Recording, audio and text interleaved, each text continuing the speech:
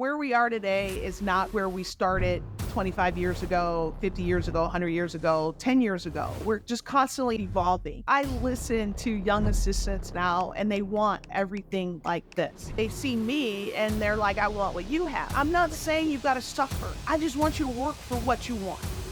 I want your work ethic and your actions to be in alignment with your goals.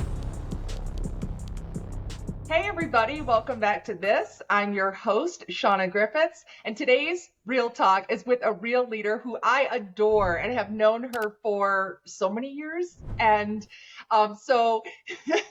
Shimmy Gray-Miller, I'm going to welcome you to the show. This is our first episode of the Business Athlete Edition, folks. Hello, everyone. Thank you, Shauna. Yeah. So folks, as I said to you, Shimmy and I have known each other for ages. She and I played basketball at the University of Michigan. She was a bit ahead of me in the time there. And Shimmy, every time you would walk into the gym, or it's like I could tell your energy was there before you were there. I've always looked up to you.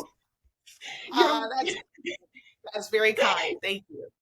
Oh, no, it's been awesome to watch your evolution from afar. Folks, Shimmy has been an experienced, accomplished baller of a college basketball coach, Division I level college basketball coach, has now taken her, I call it pursuits into the arena of broadcasting. So we'll go into all of that. Shimmy, I have to pause and say I love that when you just laugh, because your laugh, I told you, I see your pictures and I can hear you laughing. It always makes me so happy. But so folks, I'm so excited about this that I haven't really been able to sleep thinking about preparing for this episode. And I had wanted to create this episode for quite some time. So if anybody follows me who listens, if you follow me on Instagram or LinkedIn, you've seen me write about 4 or 5 articles now about the business athlete concept. And I have wanted to create this episode, but it was like I was waiting for the ideal guest. And Shimmy, that was you. You posted something and I was just like, I got to have her on the show. But I didn't totally know what I wanted you to focus on, or us to focus on. And then I tried to get you on the show and you ghosted me. What?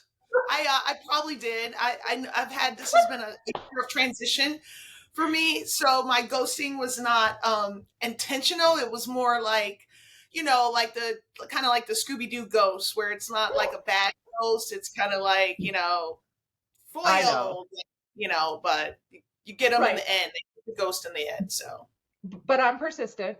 So I came back at you. You posted recently about an athlete, a track athlete, runner, sprinter. And it was a post about her internal narrative. And you had some really poignant words. And I was like, she's my business athlete episode guest. So thank you for coming on today. Thank you for being persistent and sticking with me. So. Absolutely. Okay, so folks, before we get started, I am going to calm down, but Shimmy, I pulled out some things for this episode. My basketball, it's upside down. So folks, if you're not watching this on video, you're hearing I'm showing Shimmy my basketball from high school, college, as I grew up. It says Michigan High School Athletic Association on it. Yeah. Well, I'm HFAA. So this I pulled out of my box for you. I have more. Wait. Didn't you win a state championship? Did win a state championship. Gabriel Richard, my senior year. Yes. Gabriel Richard. I think it was double overtime, triple overtime. Can't even remember now. Okay, I got another one for you. Okay. Hey, your name tag from your locker, Sikorsky. My name tag from my locker, folks, at the University of Michigan. I remember my freshman year walking in and seeing my jersey, my uniform, my name tag. And I about lost it. It was so awesome. All right, I got another one. I got 2 more things for you. You ready? Okay. Oh, your AAU jersey? Was that your? Why is it Allstate? Is that the all from the Allstate? No, because I think that was this is way before. This is AAU, so this is so small and so polyester, It hurts my hands to hold it up. But Okay. this this is from it was called Little Ma Power was our AAU team because I played in the Okay. Detroit League, and I think Allstate was like the sponsor back then. I mean, this is like the first version of a jersey patch, I Yeah, think. that actually looks like one of those generic jerseys that you would see on like one of those movies, like Teen Wolf or something, and everybody's wearing Teen that type of Wolf, jersey. Yeah, Teen Wolf, 100% nylon, by the way, real good for yeah. your soak Could up that not have been, sweat. All right, could not be do comfortable. you have any idea what the last thing is going to be? Your Michigan jersey number? You weren't number 25, were you? Your varsity, No. I already saw it. Your Letterman's jacket. Nice. Nice. I still So have I got mine too. have you ever tried to put this thing on? It's like a tent. How did we wear things back then? It's You humongous. know, we But were just, but remember, Shauna, like we were just so happy to have that Block M because so I was the first class. I was the first okay. class, maybe the second class of women that got the Block M. So then you were a couple years behind me after I graduated. So it was still fairly new, but not a lot of people know this. Michigan, and we love Michigan, you know, Yeah. Michigan's an amazing university. Obviously, I love it. I love everything about being a Wolverine, but very sexist and, Oh. just really kind of behind the times with Title IX.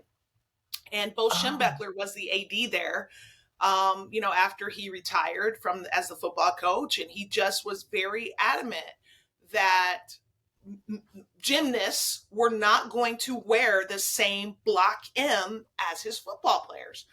And Oh. so the women's Letterman's jacket was a script M Oh. for the longest time. And then a group of women, former athletes, were like, no, enough is enough. And they fought really, really hard for this. So I believe it was like 1990, 91 was the first year that women got that Letterman's jacket. So all former female student athletes who received that script jacket, they got to return it and and get a letter Awesome. and get a Letterman's jacket. And then so for the Wow. anniversary, yeah, the 50th anniversary of Title IX, which I Uh-huh. believe was last year, if I'm not Yeah. mistaken, they had a big deal for former women athletes and women. And they once again invited them, hey, if you have not had a chance in the last Uh-huh. 25 years to return your jacket, you Yeah. can get one. So yeah, that thing was heavy, it's uncomfortable, but I still have it Oh yeah. and I will keep that. You can bury me in that because, a lot of women worked really, really hard for us to have that jacket, that Block M. Well, I'm so And glad you told that story. I had no idea. I'm also an Ann Arbor native. I had never heard that story before. How awesome is that? Yeah, I keep mine in a special like Ziploc. All this stuff is like in a Ziploc bag. We got like a trunk that sits over, and I haven't opened it in ages. I was actually like, I was expecting it to like creak, like as I was opening the trunk. But yeah, no, it's awesome. yeah, yeah. So true story. Oh, it's And, so and, great. and it's crazy because, in spite of that, I still, She's a bobblehead of Bo, are you happy that we get the Block M now? He says yes. He says He says yes. he was wrong. In his head, yes. So But actually, I wasn't totally sure if I was going to go into this because I don't want to derail the entire conversation. But let's just talk for a second about like the progression of women's basketball since when I actually think about when we were playing, it doesn't feel that long ago, but it was kind of a long time ago, completely a long time ago. it was a long And time ago. she's crushing me, folks.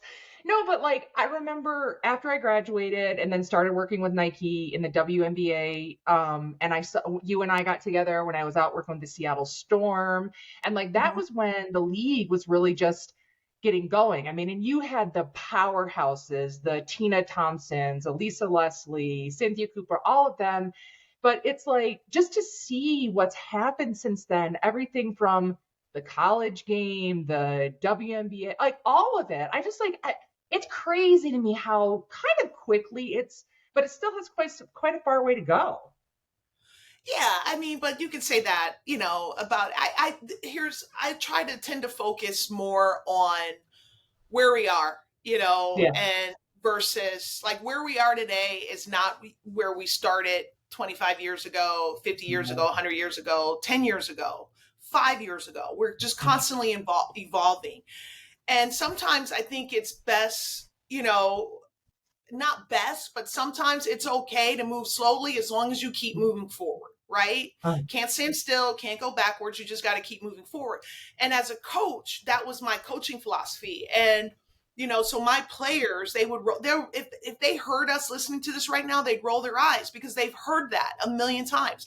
Where you are today is not where you were, and it's not where you're going to be. Yeah. It's just where we are today, and we have to keep moving forward. And so you can say the same about the evolution of women's basketball. Today, there's more access. There's more access than ever before, Shauna. And it's so girls have more access to skills trainers. They have more access to high level competition. They have a girls EYBL league from Nike, which is like the highest level of competition. I mean, your all-state team, I played for the Brick City Bombers. The competition wasn't that great. I mean, let's be honest. And now these players have the opportunity to play against like the best players in the world. There's teams from Australia and, and Canada that are coming over to these events, so they have access to a lot. And they also have access to, just visibility, Shauna. Like when I was growing up, I had to pretend to be Larry Bird. Now young girls, they see Sue Bird. They can be Sue Bird, right? But I didn't have that. I was dying. They would show 2 women's college basketball games on television every year. That was the Final Four game, the semis and the national championship game. It was played on the same weekend, like a Saturday and a Sunday. So the 3 games that they would show. And then I remember my mom would have a subscription to Sports Illustrated. So I was always trying to cut, anytime that there was a women's basketball player or a women's athlete, I'd cut it out and I'd put it on my wall. Do you know what I had on my wall? I had, Chris Everett-Lloyd, Martina Navratilova, Billie Jean King, because those were the athletes, the female athletes that Sports Illustrated highlighted. Every now and then from that championship weekend, there might be a tiny little article. Oh, by the way, Tennessee won the championship. By the way, USC won the championship. It may be a tiny little picture of Cheryl Miller, and I'd cut it out, hang it on my wall, or put it in my locker. But now you've got entire like channels, apps, digital, just devoted solely to women's basketball. It's, so the access has changed. And of course, I think a lot of that has to do with money.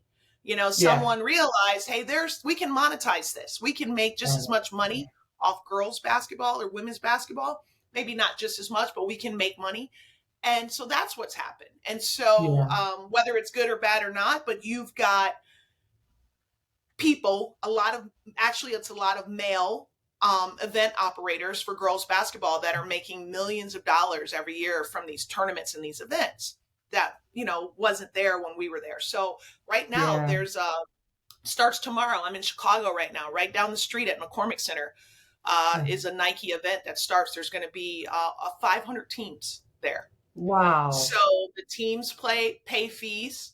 Then all the college coaches who come to recruit, they pay a large amount to come to watch. And then they're charging all their parents and fans and spectators. So, we're talking of over $1 million, 7 figures for one weekend of girls basketball. It's insane. Wow. It's insane. That was a long answer. I'm sorry about that. No. It's great. No, it's great. And it's actually funny because when you were talking, I thought back to, I don't know about if you do this, but I kind of go back to this, like my inner child comes alive because I go back to thinking about like walking into gyms, and I would go play in Detroit, and I was one of maybe like 3 or 4 girls, air quotes girls, and it was all guys. And I just never really, I don't know, I didn't actually think about it. Kat DiGiustino used to be there sometimes. Kat DiGiustino, she and I played AAU together. Kat, girl. Yeah, 55. I love Kat. I know, 55.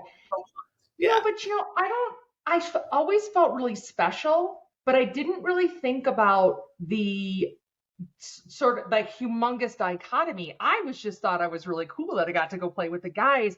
And I think it was like you were a couple years ahead of me, a few years ahead of me. So it was like you saw a layer of it that I wasn't really seeing. I wasn't looking at more of the macro view. I was just like, oh yeah, like go get the ball, And I felt really special.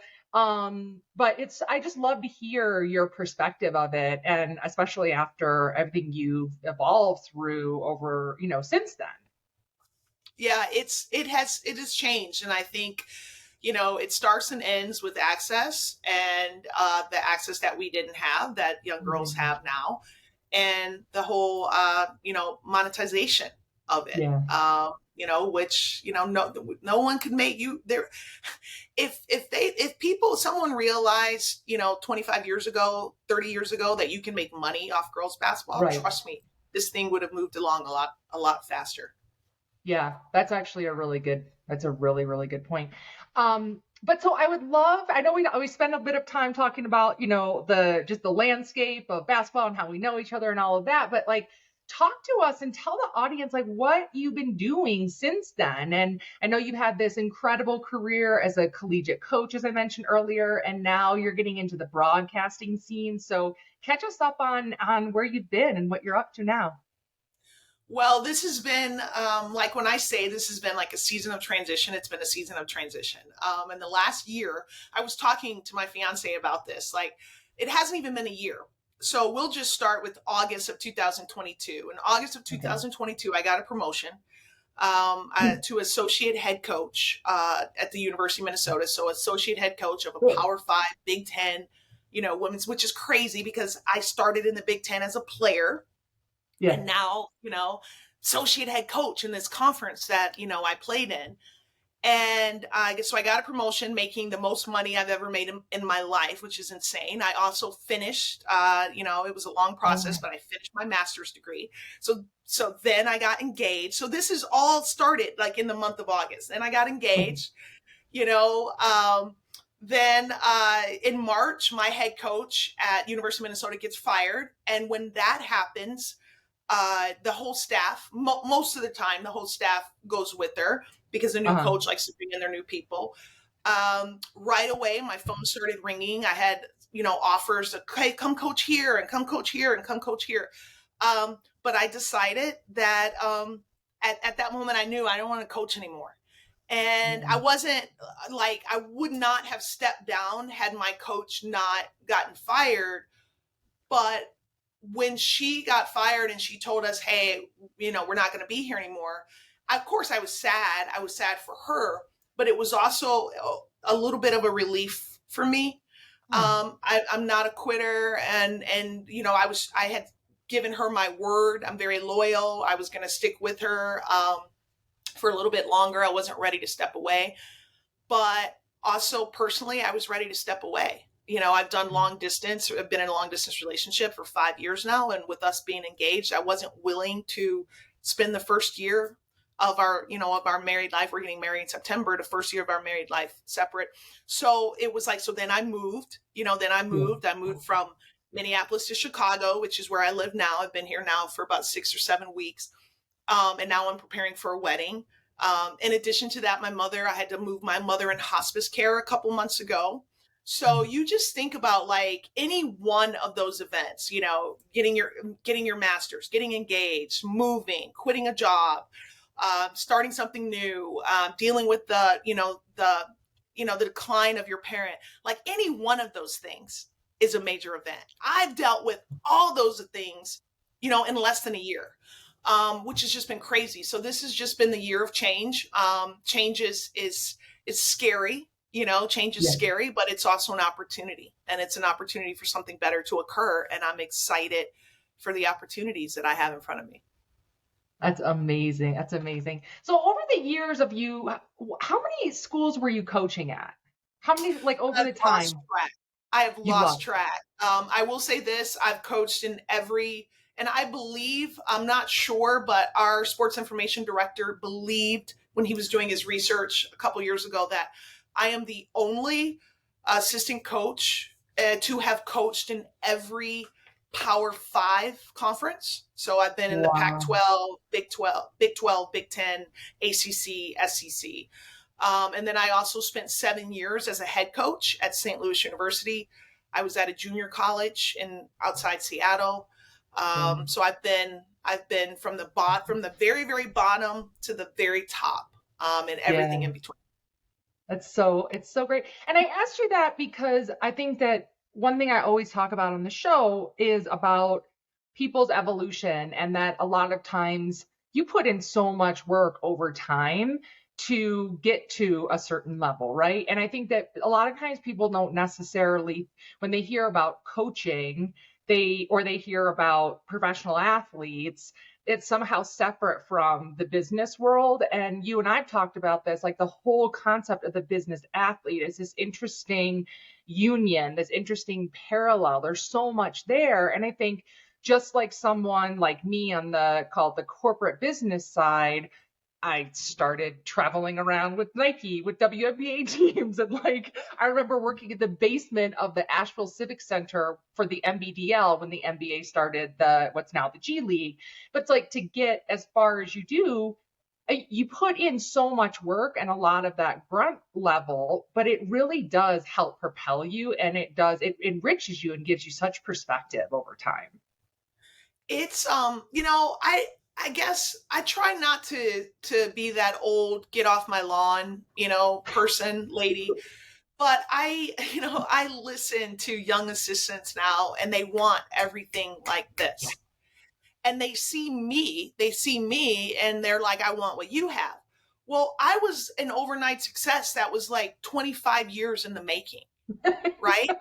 So Yeah. like what you see is, Coach Shimmy, she makes this amount of money, or she's associate head coach, or she's this. But what you didn't see is Coach Yeah. Shimmy, washing towels and cleaning uniforms and driving vans. And, what you Yeah. didn't see is Coach Shimmy getting that $475 a month stipend for her first coaching job, and then Yeah. having to work at a coffee shop 6 days a week in the mornings to actually be able to afford her rent. So Yeah. it's like kind of like that iceberg, like everybody sees the I tip know. of the iceberg, but you don't see what's Yeah. underneath it. So I don't know. I mean, you're in corporate world. I read somewhere, because I like to read. I read a lot, and I read somewhere that someone says, do not do any unpaid work. Don't do any unpaid internships. Don't do any, and I know that there's like, because they're like, no, they're just getting free labor off you. But meanwhile, I'm like, that's the best way you can get experience and Yeah. network. And I'm not saying allow someone to take advantage of you and I'm going to work unpaid for a year. That's not what I'm saying. But if I have an opportunity to roll my sleeves up and do something that's ultimately going to help me to get to where I am, like what's wrong with that? Yeah. I was never afraid to work hard. I think that's why I was successful as an athlete, and I Uh-huh. think that's why I was successful as a coach, and I know that's why I'm Yeah. going to be successful as a broadcaster or whatever it is that I do next. Yeah. It's so true. It's so true. These foundational elements, and I wrote about it in some of our articles, and like so much that we've talked about here, even so far in this episode, is like coachability, mindset, hard work, that grit. And I mean, I talk about the business athlete, and not to alienate someone. I'm not saying that this is a concept only for people who have been athletes, because like in business, people do air quotes athletic things. And that's what I'm talking about with this mentality that you're talking about, that hard work, that the patience. And the interesting thing about the patience, Shimmy, when you were talking, just made me think about this. I think sometimes people hear that, people, like me or like you, because we're the people, the get off my lawn types, right? Where it's like, oh, they're just saying that because they've been there and they want me to have to suffer like they did, type thing. And that's not what it is. I think it's like understanding what we got from that experience and having things not handed to us. I mean, Shimmy, I was a walk-on at U of M my first year. I worked my You were ass a walk off.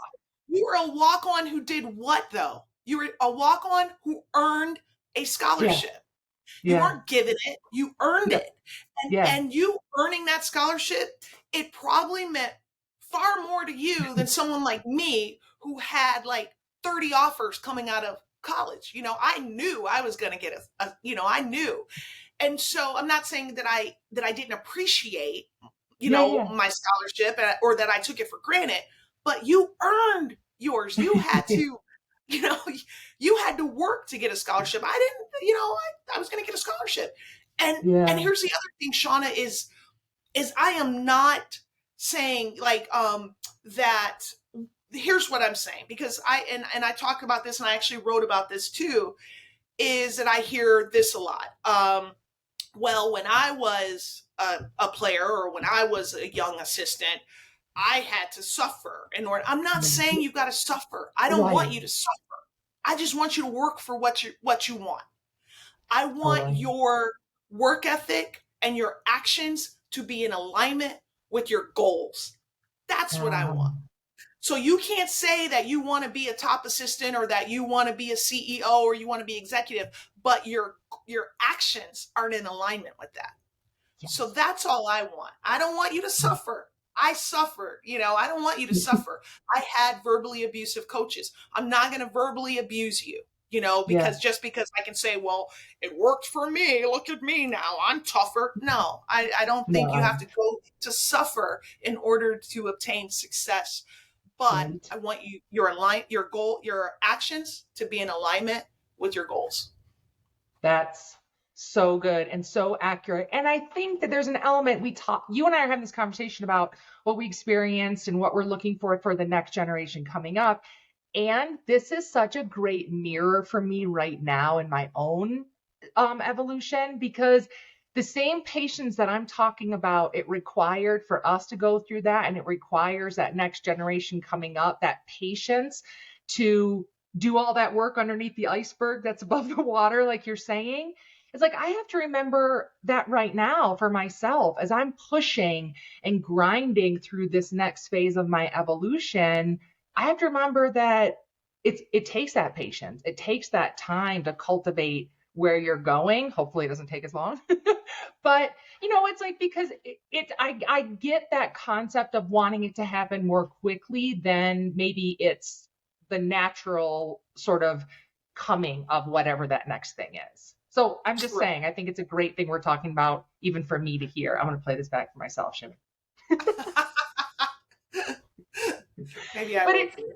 but it really is true, though, what you were saying about like the actions to align with your goals. And this is something that I talk a lot about in business with people that I coach, is about creating these filters for yourself when you're going to Mhm. make a decision. And that's the exact same thing, where it's like, if you have goals, and what actions are you taking to help you get there? So if someone comes to you and says, I want to pay you half of what you're worth, and your goal is to, feel good about yourself, feel valued, and make the appropriate amount of money, then if you have some filters there, you're like, oh, wait a second, I'm not going to take that action because that's not going to align with that goal. So, again, this is this like really interesting parallel, I think, of that player, coach, athlete world and the business world. Correct. And it's when I started approaching coaching like that, like this is how I've evolved as a coach. Is in the beginning, the first decade of my career, it was all about X's and O's, X's and O's, X's and Yeah. O's. Well, as I've evolved the last 14 years or so, it's been more about the mental aspect of it, the the values based coaching. So this is how I would start every year with my players, and I coached post players for my entire career. So it was like a team within a team. And I would always start is, we're going to have a one-on-one. What are your goals? Like, what are your goals? Let's talk about it. Because then what we're going to do is we're going to build an action plan based around your goals. And so if you tell me that your goal is to be a WNBA player or to be an all conference player, and then we build this action plan, and then you're not sticking with the plan, then I can just go put it back on you. Then this is you, then this is not, doesn't have anything to do with me. This is you. Right now, your actions aren't in alignment with your goals. So then it just makes it very simple. But what I'm doing is I'm putting the burden of responsibility, I'm giving back the players ownership, versus the old style of coaching of this is what you're going to do, and you're going to do this every day, and because I said so. it's like I really have gotten away from that as I've evolved. Yeah.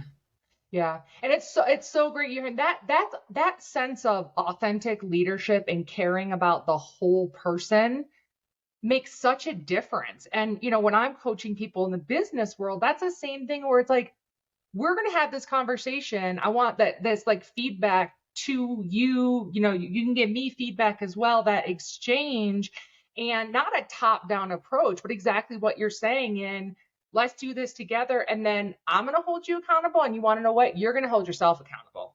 Yes. Because yes. like, I can't make you go run sprints. Suicide. I mean, I can't, but you're not going to get anything out of it. You're not going to get better.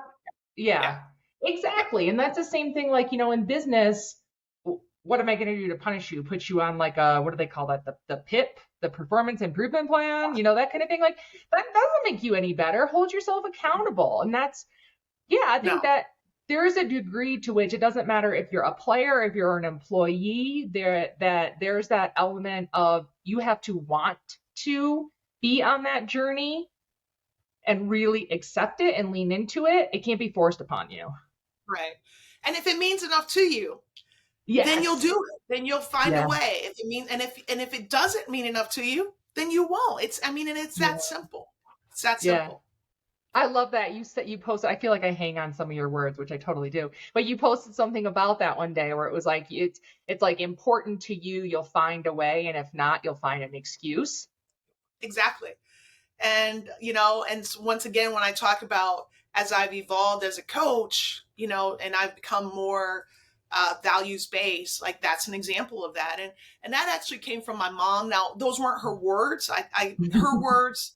And I've listened to your podcast, so I know I can swear on this. So her words were more like, excuses are like assholes. Everyone has one, and they all smell the same. That was her word. So I've softened it a little bit, but it's basically the same concept. Like, hey, there are no excuses. There's no, well, coach, I didn't have enough time, or coach, that class is too hard, or coach, the gym was locked, or coach, during COVID, I got this lot. Well, coach, I couldn't get into the gym. All my gyms at home are locked, so I couldn't do the workouts. Oh, really? Because you're from Detroit? Well, I'm from Flint. So I know where you live. You don't have outdoor basketball hoops at the school down the street? Oh, really? Oh, I didn't know. Okay, no, it just didn't mean enough to you. And so once again, it's not about me, it's about you. Like I've played professional basketball. I've lived all my hoop dreams. So this isn't about me, this is about you. Yeah. It's so true. God, this is so good. But it is right, because thank God I have editing. But anyway, no, it's so good because I really believe that. And it's something that I started talking about recently as like optimal performance. Mm-hmm. And if you are an authentic leader, and when I say that, it's like you show up authentically for yourself and for your people, right? And you're actually wanting to this level of again, it's like this pursuit of optimal performance for yourself and for that person you're leading. And here's a key for it for me, and I really think this comes from sport, is that it's bigger than me. It's bigger than you. It's like we're air quotes playing for something, but there's a degree to it too, where part of what I play for at this point is that development and that having an impact on the evolution of that person. So I'm curious, like what are your thoughts about that and that parallel to optimal performance?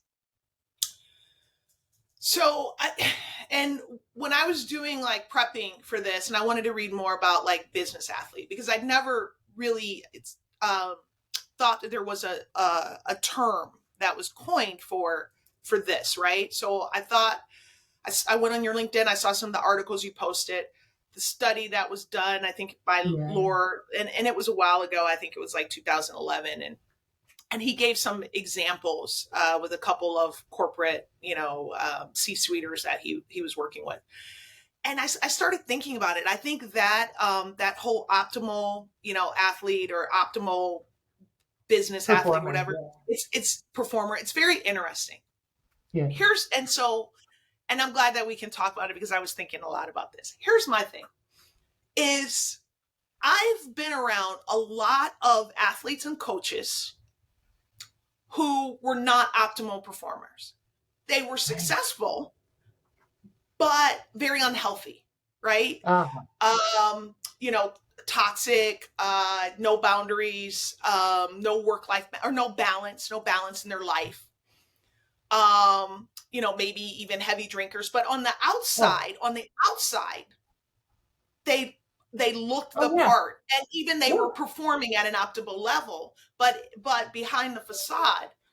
Yeah. But so what if we take what if we rethink this business athlete model, and we just think that it's more about being an optimal person, right? Yeah. So it's about the eating better. He talked about eating better, or getting workout, or showing gratitude, or having a release.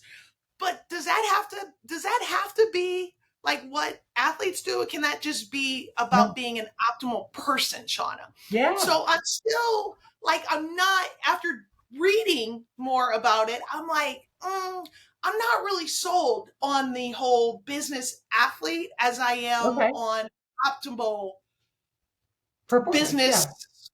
Yeah. Exactly. Like, I think maybe because I've been around too many toxic athletes and coaches. But here's the thing, Shimmy. Here's the thing. I've been around too many toxic, horrible people who hog leadership seats. That's exactly my thing. That parallels what I'm talking about. And when I talk about the business athlete, it's like that mindset, that drive, all of that. It's something that I say because I think it's something that a lot of people could relate to, or they can imagine what I'm talking about, which is an easier thing to reach for than just the concept of that person who's hiding in plain sight. Whether it's a coach who's that toxic asshole, whatever, being abusive to the players, making them run until they puke on the sides,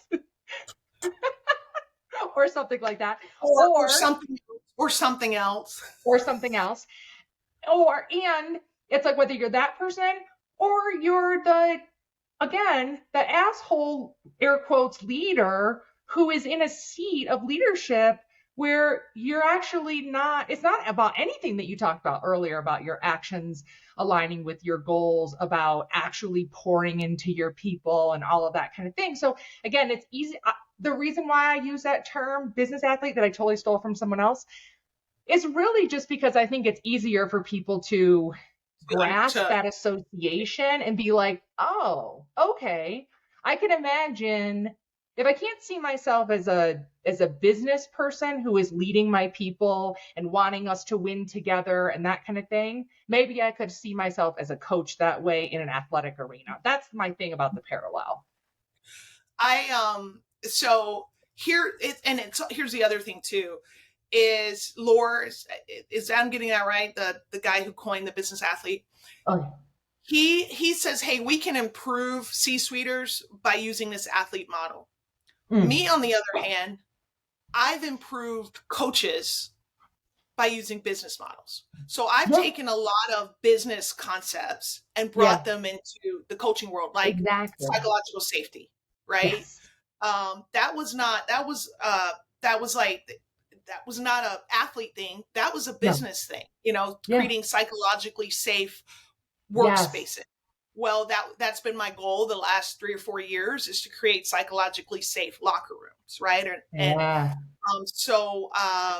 Like the whole theory of positive psychology by Seligman, so just using that, once again, that wasn't for athletes, that was for business and corporate and treating your employees a certain way. And so I brought that into coaching. Positive psychology theory in coaching. And then the whole like mindfulness and just, because with athletes, it's all about like physical, developing your physical skills and grit. But for me, we don't spend enough time as coaches or athletes training the mind, right? And the mental is to physical as 4:1. And so that's how I've evolved. is I actually started reading a lot of business books and Yeah, then I trying love that. to turn these, into how I could be a better coach. We're literally like the different sides of this, because just as you're saying all this, I'm like, yes, of course. And the same psychological safety that you're talking about, I have with the staff that I've led, where I'm like, you know what? I want you to be able to be 100% authentic and bring your whole self to work today, so that you feel psychologically safe, you can shine.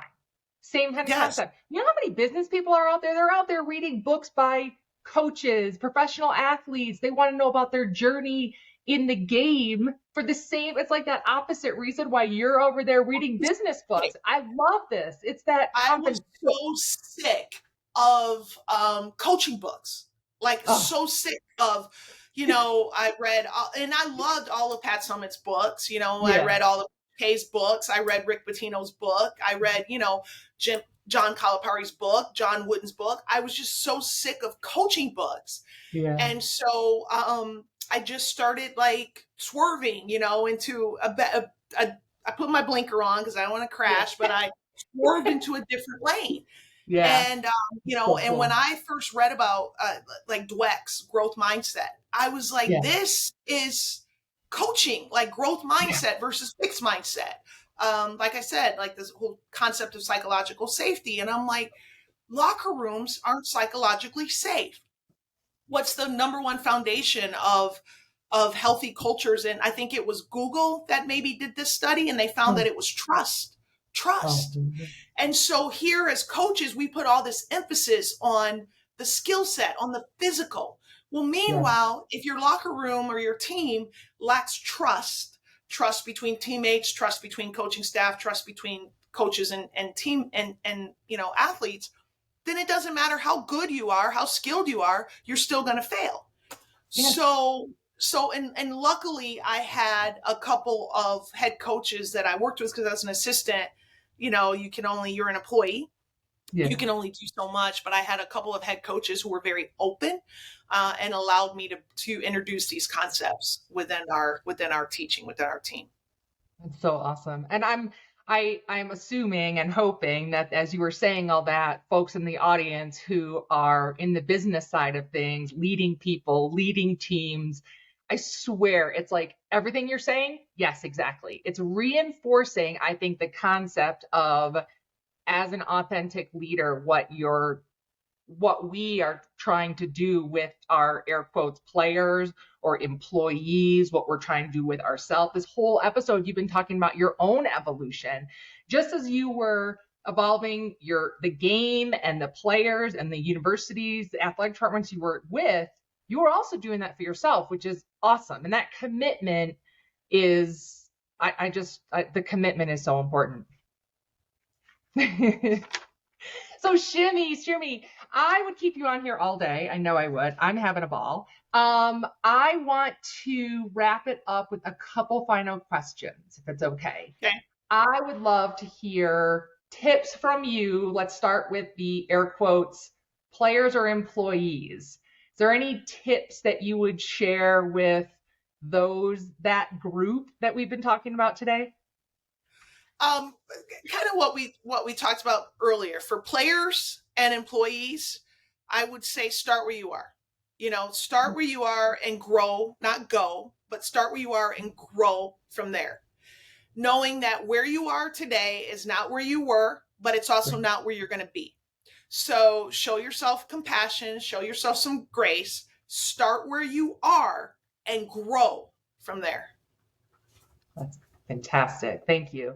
All right, so let's move to the coaches and business leaders. What's your tips for that segment? You win with people, Shauna. You win with people. And I don't care like how great of a coach you are or how much you know.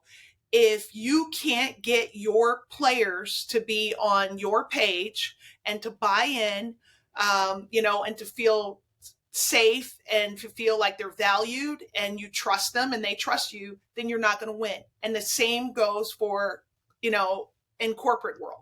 Like you as a leader, you win with your people. So people first. So you got to take care of your people, and then you'll get the results that you want.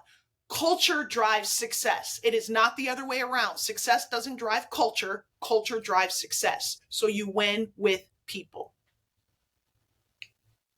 Amazing. And so true. So true. And when you miss the mark on that, forget about it. So, Forget about it. Right. yeah, so are there any last takeaways? We covered so many things, everything from our Michigan basketball days to all the stuff you're doing. And any last takeaways you want to make sure that people get from this episode? Yeah, this is what I want to say, and I kind of touched on this a little bit, but embrace change. Change is an opportunity for something better to occur. And to do what I'm doing at my age, and I graduated from college in 1994, so I'll let your listeners do the math on that. But to leave something after 25 years where I've been very successful and where I'm very comfortable, and and at my age to start over is very scary. But the thought of staying in a situation just because it's safe and comfortable is scarier. Yeah. So you leave for the right reasons, don't stay for the wrong reasons. Yes. I only wish I would have realized that sooner in my business career. So thank you. This entire episode was, again, like I said earlier, a wonderful mirror for myself and my own journey. So Shimmy, I can't thank you enough. I have a feeling I'm going to ask you to come back on and do more of these. We'll have to see what the audience has to say.